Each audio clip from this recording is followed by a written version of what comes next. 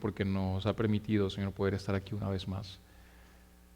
Sí, Señor, como estuvimos, Señor, cantando, Señor, en alabanza, Señor, y adoración, Dios mío. Sabemos que tú tienes el control de todas las cosas, Señor.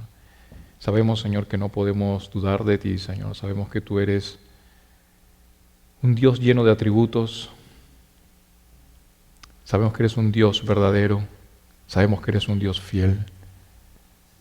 Queremos, Señor, pedirte esta tarde, Señor, que seamos nosotros, Señor, los que permanezcamos, Señor, en esa verdad. Porque tú siempre estarás ahí, Señor, en esa verdad. Pero somos nosotros, Señor, los que muchas veces dudamos. Dios mío, somos nosotros los que muchas veces, Señor, caemos, Señor, en esa trampa, Señor, del enemigo, Señor, al ver las circunstancias muchas veces en las que podemos, Señor, estar parados, Señor, cuando vemos, Dios mío, las batallas, cuando vemos las guerras, Señor, que vienen, Señor, muchas veces frente a nosotros, Señor, a nuestra vida, Dios. Enséñanos a mantener la calma, Señor, en la batalla. Enséñanos a tener, Señor, un corazón paciente, Dios mío. Enséñanos a tener un corazón confiado, Dios. Enséñanos, Señor, a través de tu palabra, Señor, que sea tu palabra, Dios mío, nuestra fortaleza. Que tú, Jesucristo, seas nuestra roca fuerte, Dios. Parte de tus promesas, Señor, es esa, Dios. Mientras permanezcamos, Señor, en ti, mientras permanezcamos, Señor, bajo tu sombra, Señor, vamos a tener tu cobertura, Dios.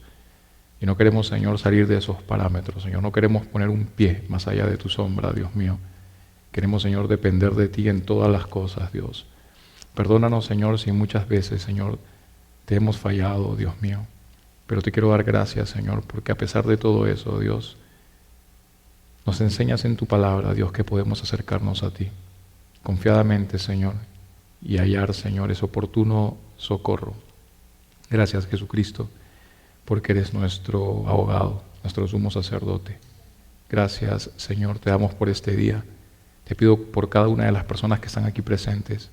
Te pido por cada una de las personas, Señor, que van a ver este estudio, Señor, en línea. Te quiero pedir, Señor, por los que no están aquí, Señor. Te quiero pedir, Dios mío, para que si no vinieron, Señor, por desánimo o por alguna situación, Señor, que no vale la pena, Señor, sin pretextos muchas veces, Señor, o con pretextos, Señor, fuera del lugar te fallamos, Dios mío. No queremos poner un dedo para juzgar, Señor, porque muchas veces nosotros cometemos los mismos errores. Simplemente queremos pedirte, Señor, que des ánimo, Señor, que pongas de ti, Señor, en cada una de esas personas, Señor, y en nosotros también, Señor, para no perdernos en el camino y poder, Señor, permanecer fieles, Señor, en ti. Te lo pedimos de todo corazón, en tu nombre, Cristo Jesús. Amén. Muy bien, tenemos que seguir con el estudio de esta tarde. Segunda de Samuel 4, por favor. Segunda de Samuel 4. Entonces, los capítulos 4 y 5 van a presentan pues la culminación del proceso por el cual David sería hecho rey sobre todo Israel. Entonces, continuaron los tiempos problemáticos, ¿no? Llenos de problemas, llenos de frustraciones para la nación de Israel, ¿no? Como ya lo vimos anteriormente, pues la lucha interna, ¿no? Y la guerra civil, ¿no? Que suscitó con Israel, ¿no? Ocasionaron pues las muertes de Saúl y Jonatán también. Entonces podríamos decir que fue un tiempo de angustia, de gran angustia, fue un tiempo de dolor, de gran dolor, ¿no? Para el pueblo de Dios. Entonces, ya hemos visto que hubo una rebelión contra David, ¿no? Quien había sido hecho rey sobre la tribu de Judá. David se había pues trasladado a Hebrón. Sí, estamos haciendo una recapitulación, ¿ok? David se había trasladado a Hebrón, ciudad que estaba situada en el límite del reino, ¿no? Al lado sur, y Abner, por su parte, había pues encabezado una rebelión haciendo rey a Isboset, hijo de Saúl. Pero como Isboset reprendió pues a Abner por apropiarse de una de las concubinas de Saúl, ustedes recuerdan ese relato, Abner pues abandonó su defensa de la casa de Saúl y se alió entonces con David, ¿no? Como vimos en el capítulo 3. Sin embargo, esta fue una gran equivocación, porque Joab, estaba pues esperando matar a Abner. Ustedes recuerdan eso, para vengarse por la muerte de su hermano Asael, ¿verdad? Siempre estuvo persiguiéndolo, ¿verdad? ¿Por qué no lo hizo antes? Podríamos preguntarnos nosotros. Pues porque Abner se encontraba en Hebrón, la cual pues era una ciudad de refugio, y mientras Abner se quedara pues allí, estaría pues protegido, estaría seguro. Sin embargo, Abner fue atraído con un engaño fuera de la seguridad de esa ciudad y fue pues asesinado, ¿no?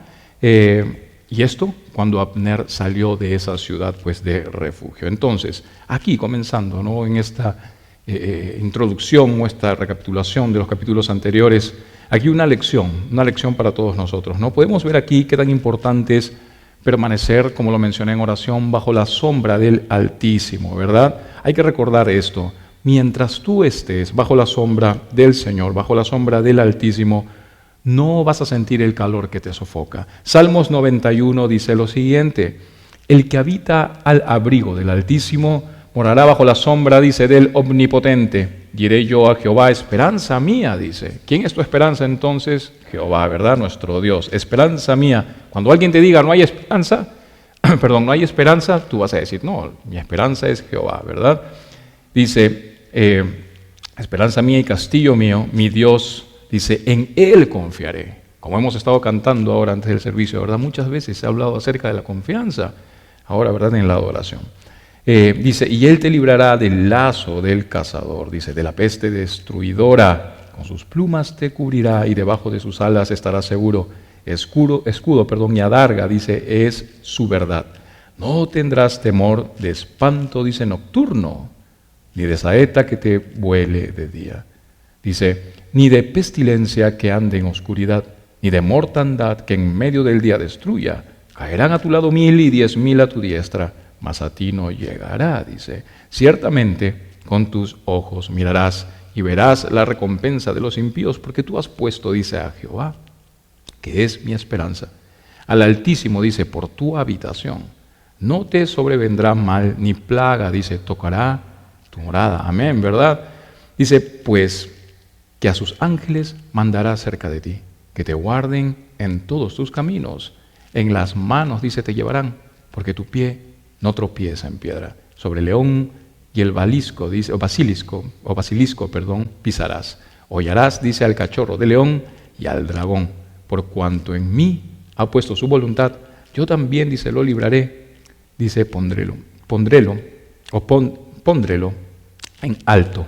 Dice, por cuanto ha conocido mi nombre, me invocará y yo le responderé. Con él estaré yo en la angustia. Dice, lo libraré y le glorificaré. Dice, saciárelo de larga vida. Y dice, y mostrarle mi salud.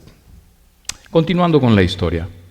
Abner entonces salió de la ciudad de refugio donde tenía seguridad total, ¿no? Y ahora los siguientes versos pues nos van a mostrar que este joven Isboset había perdido a Abner, su general. Recuerda que Abner era su general militar. Así que su ejército entonces, cuando ya Abner no estaba allí, comenzó pues a debilitarse. Segunda de Samuel 4, versículos 1 al 4, dice, luego que oyó el hijo de Saúl que Abner había sido muerto en Hebrón, las manos, dice, se le debilitaron y fue, dice, atemorizado todo Israel. Y el hijo de Saúl tenía 2 hombres, dice, capitanes de bandas de merodeadores. El nombre de uno era Baana y el del otro era Recab, hijos de Rimón Beeroita, de los hijos de Benjamín, porque Berot, dice, era también contado con Benjamín, pues los beoritas, dice, habían huido a Gitaim, dice, y moran allí como forasteros hasta hoy. Y Jonatán, hijo de Saúl, dice, tenía un hijo, lisiado de los pies, tenía 5 años de edad cuando llegó a Jezreel. Dice, la noticia de la muerte de Saúl y de Jonatán y de su nodriza, dice, le tomó y huyó. Y mientras iba huyendo, dice, apresuradamente se le cayó el niño, dice, y quedó cojo. Y su nombre era Mefiboset. Dice aquí que luego que oyó el hijo de Saúl que Abner había sido muerto en Hebrón, dice, las manos se les debilitaron, ¿no? En otras palabras, cuando escuchó pues Isboset que el hombre que lo puso y lo apoyó en el trono, supo pues, cuando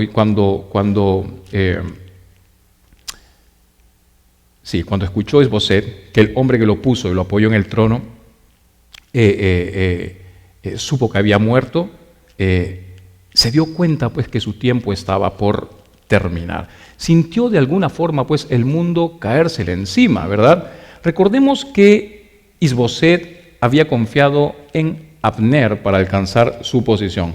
Así que cuando él se enteró de que había muerto, supo que su posición estaba pues corriendo peligro, ¿verdad? Estamos viendo aquí entonces que la lamentable, vamos a decir, confianza que puso Isboset en Abner estaba en picada, estaba en decaída, ¿verdad?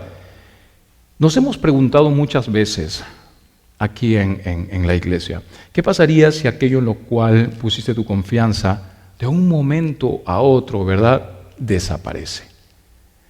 De pronto podrías analizarte en este momento y hacerte la pregunta, ¿tienes de pronto tú algún Abner en tu vida en este momento?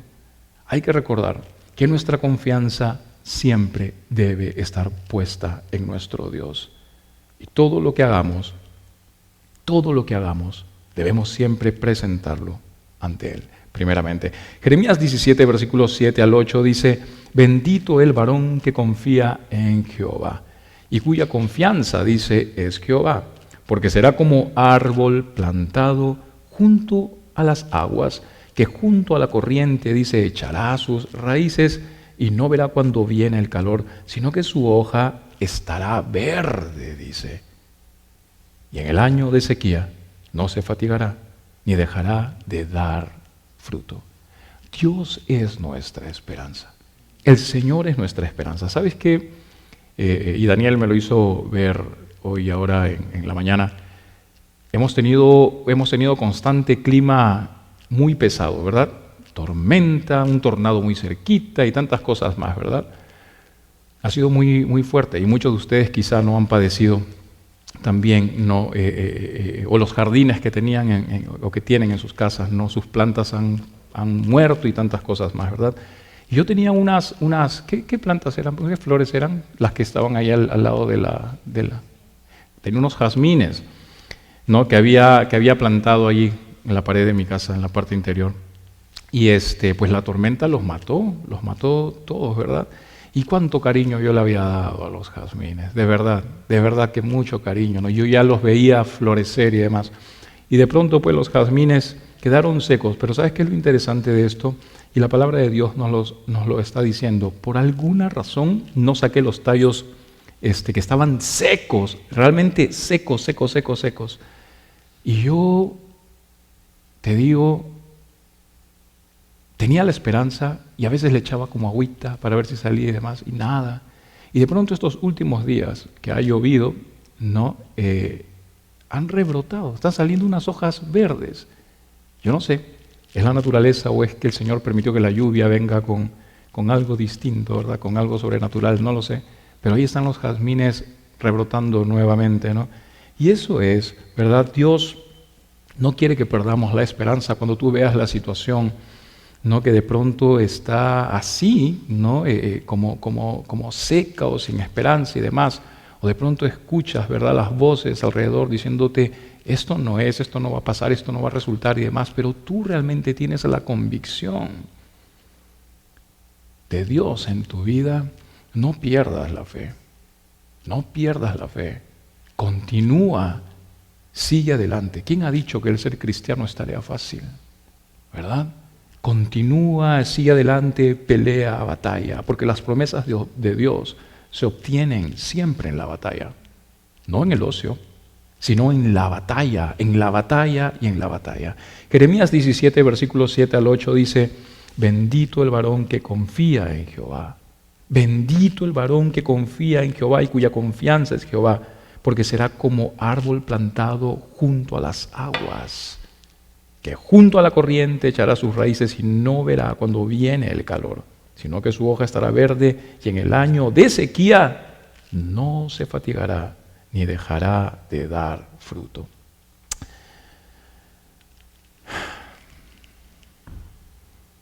De todos los árboles que tenemos en la casa, ¿sabes cuál fue el que padeció más? El que se veía más fuerte.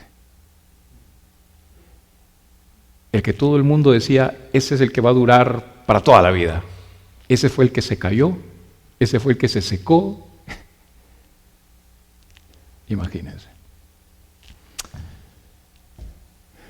Estos versos mencionan también a Mefiboset, el hijo de Jonatán, el buen amigo pues de David, que murió con su padre en el campo de batalla. ¿Recuerdan ustedes eso? Mefiboset entonces era el último descendiente masculino de Saúl, con un fuerte pues derecho legal para reclamar pues el trono de Saúl. Pero posiblemente en este tiempo tenía pues, en este tiempo, y hablando cronológicamente, posiblemente tenía unos 12 años, posiblemente. Versículos 5 al 7. Los hijos, pues, de Rimón Beeroita, Recab y Baana, fueron y entraron en el mayor calor del día en casa de Isboset, el cual estaba durmiendo la siesta en su cámara. Escucha bien, mira, ¿qué estaba haciendo Isboset? Haciendo la meme, ¿verdad? Estaba durmiendo, dice aquí, la siesta en su cámara. Y aquí, dice, la portera de la casa había estado limpiando trigo. Los dos estaban haciendo cosas que no debían hacer, ¿verdad? El rey supuestamente, en ese momento, estaba durmiendo en su cámara y la que tenía que cuidar la puerta estaba haciendo otra cosa. La portera de la casa había estado limpiando, dice, trigo, y se durmió también. Y fue así, dice, como Recab y Baana, su hermano, se introdujeron en la casa, y cuando entraron en la casa, Isboset dormía sobre su lecho en su cámara, y lo hirieron y lo mataron, y le cortaron la cabeza, y habiéndola tomado, dice, caminaron toda la noche por el camino de Araba. Vemos aquí entonces que Isboset no ganó ninguna lealtad real entre sus tropas. Solo le fueron leales cuando pensaron que era fuerte nada más y que tenía pues de pronto la posibilidad de quedarse con el trono de Saúl. Así que cuando fue expuesta pues la debilidad de Isboset, Recab y Baana, como lo estamos leyendo aquí, lo asesinaron. Podemos ponernos a pensar en este momento, ¿verdad? Es tan importante la lealtad. La lealtad es muy importante entre el pueblo de Dios. Salmos 12:1 dice, salva, oh Jehová, porque se acabaron los piadosos, porque han desaparecido los fieles, dice, de entre los hijos de los hombres. Salmos 12:2 dice, habla mentira cada uno con su prójimo, hablan con labios lisonjeros y con doblez de corazón. Vemos aquí que David se quejaba de una triste realidad, ¿verdad? David siempre estuvo rodeado de gente leal. No. Él siempre estuvo rodeado de gente desleal. Incluso Jesucristo enseñó a sus discípulos la lealtad. Pero de igual manera, pues, Judas pasa a la historia como un ejemplo de deslealtad, ¿verdad? De traición. La traición al líder. Así que por eso es necesario que conozcamos pues la importancia de la lealtad. Hay que recordar que la lealtad está siempre asociada con la fidelidad. Así que alguien leal es alguien que no te da la espalda, ¿verdad? Ni con sus actitudes, ni con sus pensamientos. Definitivamente, algo que debe ser parte de la marca, ¿verdad?, del cuerpo de Cristo, nosotros como iglesia, debe ser la lealtad. Además, la lealtad también nos va a proteger pues de la división y entre muchas otras cosas más. Otro punto importante que debemos de notar entre los versos 5 al 7 es el tener cuidado con el hecho de hacer una pausa en los caminos de Dios para dedicarnos a otras cosas. Muchas veces he escuchado decir, y antes que pase la pandemia incluso, ¿no?, los tiempos se acercan, los tiempos finales se acercan. Y ahora que las señales son más claras todavía, ¿realmente la palabra de Dios y las promesas de Dios son tan perfectas y claras? La palabra del Señor dice en Mateo 24 que el corazón de muchos se enfriará en los últimos tiempos. ¿Dónde están todos aquellos que decían, vamos a luchar, los tiempos? Estamos siendo nosotros testigos, estamos a las puertas todavía, pero ya estamos siendo testigos de lo que ocurrirá posiblemente más adelante. Será un caos. Será un caos, ¿verdad? La iglesia irá en ese sentido, ¿verdad? Irá en ese sentido, posiblemente de más a menos, ¿verdad? Es una realidad. Así que hay que tener cuidado con el descanso espiritual. Muchos cayeron y perdieron los caminos de Dios a causa de ese descanso espiritual. Un claro ejemplo pues fue David, quien en el tiempo de los reyes, o en el tiempo que los reyes iban a la guerra, él prefirió quedarse en el palacio. Y ya recuerdas en qué terminó esa situación, ¿verdad? Dicen pues que el ocio es la madre de todos los vicios, ¿verdad? Y fue allí justamente cuando cometió David adulterio con Betsabe. Y aquí en este relato vemos ahora a un Isboset durmiendo en el lecho de su cámara. Y lo interesante de esto es que esta siesta de mediodía no era algo usual, vamos a decirlo así, en esta parte del mundo, ¿verdad? Y además pues la ausencia de los guardias, ¿no? De la guardia apunta pues a ese descuido total, ¿no? De parte de Isboset. En otras palabras, dormir a mediodía y sin guardia habla pues de que era Isboset un hombre perezoso y bastante confiado, ¿no? Una vez más entonces vemos que su confianza, la confianza de Isboset estaba puesta en el hombre, estaba puesta en los guardias. Él dormía y pensaba, pero los guardias van a estar allí. No, los guardias estaban durmiendo también, ¿verdad? No era alguien que se mantuviera sobrio por sí mismo. No, ese no era Isboset, no era su carácter, no era su corazón. Y aquí una exhortación para nosotros en dos preguntas. ¿Tu relación con Dios depende de este único día de la semana? Te pregunto yo, este día. ¿O depende de una relación genuina y constante que tú puedas tener todos los días con tu Señor? ¿Dónde está puesta nuestra confianza entonces? Me pregunto yo. ¿Dónde está puesta nuestra confianza? ¿En la iglesia? ¿Dónde está puesta tu confianza? ¿En el pastor? ¿En el hombre en general? ¿En tu salud? ¿En tus posesiones? ¿Dónde está puesta tu confianza? Porque la palabra de Dios dice que donde esté tu tesoro, allí estará tu corazón, ¿verdad? Versículo 8 dice, trajeron la cabeza de Isboset a David en Hebrón y dijeron al rey, he aquí la cabeza de Isboset, hijo de Saúl, tu enemigo, que procuraba matarte, y Jehová ha vengado hoy a mi señor, el rey, de Saúl y de su linaje. ¿No? Vemos aquí también pues que cuando trajeron la cabeza degollada de Isboset ante David, prácticamente pues estaban diciendo, somos siervos de Dios y hemos derrotado a tus enemigos como instrumentos de Dios. Dios nos está usando o nos ha usado como instrumentos para derrotar, David, a tu enemigo. Eso es lo que estaban diciendo ellos. La afirmación que hicieron cuando dijeron Jehová ha vengado hoy a mi señor el rey, presumía pues de que Dios había aprobado su actuar. Ellos estaban presumiendo esto, ¿verdad? Y aquí otra exhortación para nosotros entonces. Tengamos cuidado de actuar y tomar decisiones pretendiendo que Dios está involucrado en esas decisiones. Hay que tener mucho cuidado con eso. Me pregunto yo, ¿cuántos son los que se han dado contra la pared por asumir que Dios está en medio de sus decisiones sin ni siquiera tener una relación constante y genuina con Él? Por lo menos, o por lo menos leer la Biblia, ¿verdad? Por lo menos leer la Biblia, por lo menos pasar tiempo con el Señor, por lo menos venir a la iglesia. Pero ni eso hay, ni eso. Entonces, ¿cómo Dios podría estar en medio de tus decisiones? Es muy diferente decir yo creo a decir yo sigo, ¿verdad? Son dos cosas totalmente distintas. Santiago 2:19 dice, tú crees que Dios es uno, bien haces, también los demonios creen y tiemblan. Dice la palabra del Señor. Proverbios 3:5-8 dice, fíate de Jehová de todo tu corazón y no te apartes o no te apoyes, en tu propia prudencia. Reconócelo en todos tus caminos y Él enderezará tus veredas. No seas sabio en tu propia opinión. Teme a Jehová y apártate del mal, porque será medicina a tu cuerpo y refrigerio para tus huesos. Él será refrigerio para tus huesos. ¿Ok? Entonces, si hoy sientes que hasta los huesos te duelen por las malas decisiones que has tomado, ríndete al Señor.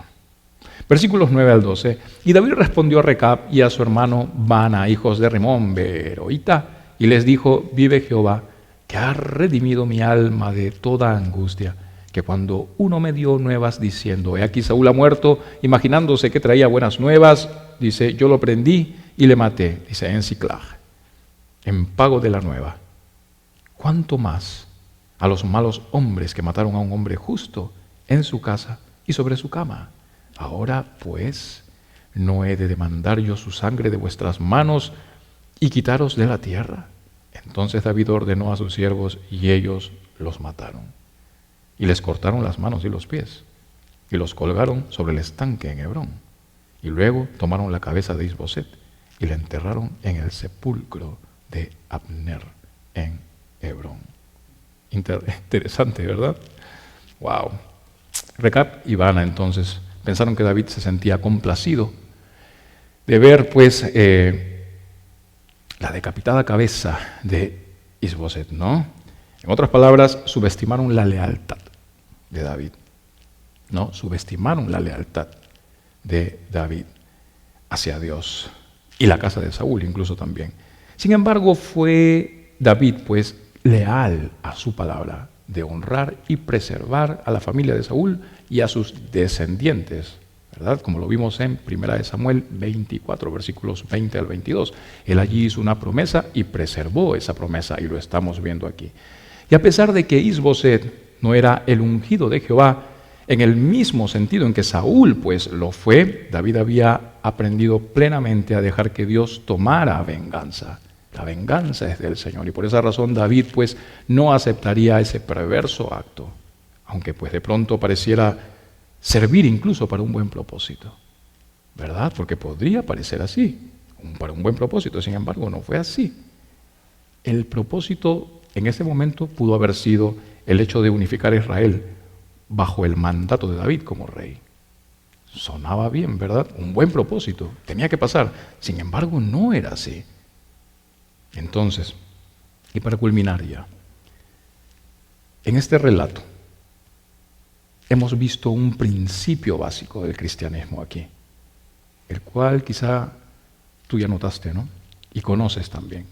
El principio es el siguiente: pese que es verdad que Dios prevalece sobre todas las acciones de los hombres y en última instancia los compele a sus altos propósitos, es igualmente cierto que ningún siervo suyo puede consentir hacer el mal para que venga el bien. Ese es el principio. En otras palabras, no podemos hacer el bien usando el mal. ¿Me dejo entender? Por más buenas intenciones que esta situación tenga, no podemos hacerlo. Y aunque David también actuó en este caso con estricta justicia, no solo lo hizo para probarle a la gente que no había ordenado y aprobado el asesinato de Abner, sino que lo hizo por un sincero aborrecimiento a los crímenes cometidos, además de querer pues mantener su conciencia libre de ofensas contra Dios y el hombre. Y con esta última pregunta y lectura de un verso cierro este estudio. ¿Cómo está tu conciencia ante Dios en este momento? ¿Puedes tú, con voz clara y audible, decir: limpio estoy? ¿Soy irreprensible, como lo decía Pablo? ¿Puedes decirlo? Segunda de Timoteo 2:15 dice: procura con diligencia. Con diligencia, dice, procura con diligencia, sé diligente, procura con diligencia presentarte a Dios aprobado. Dios es santo, santo, santo. ¿Cómo te presentas ante Dios? ¿Cómo puedes entregarle a Dios tus cargas, tus cosas? ¿Cómo puedes entregarle a Dios tus caminos, pedirle que te dirija y demás? Si de pronto estás viviendo una vida muy fuera de Él, procura con diligencia presentarte a Dios aprobado como obrero que no tiene de qué avergonzarse, dice. como obrero que no tiene de qué avergonzarse. Está hablando aquí el hecho de ser irreprensibles, que no venga nadie y te señale, ¿verdad? Como obrero que no tiene nada de qué avergonzarse y que usa bien la palabra de verdad. 3 cosas fundamentales, elementales en nuestra vida como creyentes, ¿verdad? Ser diligentes, presentarnos a Dios en esa diligencia, ¿verdad?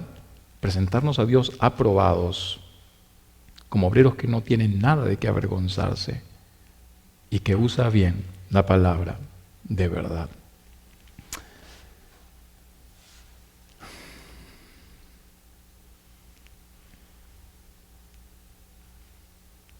Gracias, Señor. Gracias, Dios mío, por tu palabra, Señor. ¿Dónde estaríamos si no estuviera con nosotros, Dios? Si tú no estuvieras con nosotros, Dios mío, perdona nuestras ofensas. Perdona, Señor, nuestro atrevimiento, Señor, de querer acercarnos, Señor, a ti de la forma incorrecta. Nos enseñaste tanto, Dios mío. Nos enseñaste tanto incluso con tu palabra, Señor, en el Antiguo Testamento, Señor, cuando aquellos sacerdotes tenían que entrar al tabernáculo, Dios, limpios. Gracias, Señor, porque hoy vivimos en aquella era de la gracia, tiempo de la gracia, y podemos acercarnos a ti, Dios mío. Pero no permitas, Dios mío, no permitas de ninguna manera, Señor, que seamos abusadores de esa gracia. Y que pretendamos, Señor, de la manera más irrespetuosa, acercarnos a ti, Dios mío, viviendo una vida, Señor, que no te agrada. Regálanos, Señor, un corazón, Señor, y un tiempo para buscarte, Señor, a solas y ponernos, Señor, a cuenta contigo. En tu nombre, Cristo Jesús. Amén.